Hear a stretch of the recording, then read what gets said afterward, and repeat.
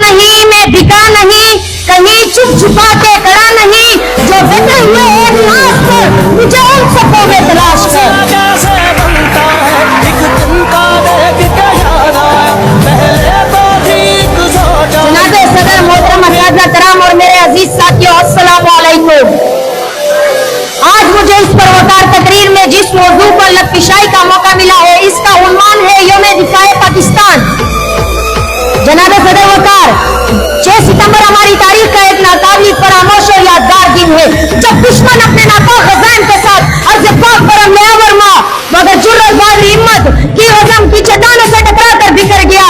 जुर्रत और बहादुरी के वाक़यात ने 6 सितंबर 1965 को जन्म दिया।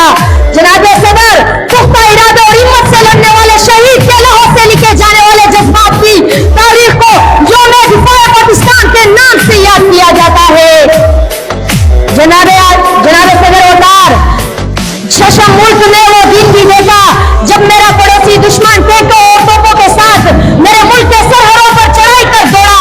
मेरे मुल्कमनों का ख्याल था कि वो फौज पाकिस्तान को हालत नींद में दबोच लेगा, मगर उसे ये खबर ना थी कि मेरे सरहदों के महाफिज मेरे मिल्लत के रखवाले सजदे में गिर कर अपनी शहादत की दुआएं मांगते हैं और पाकिस्तानी माएं ऐसे बेटों पर फख्र करती है। मैं अपनी तकरीर का किताब शेर से करना चाहूंगा।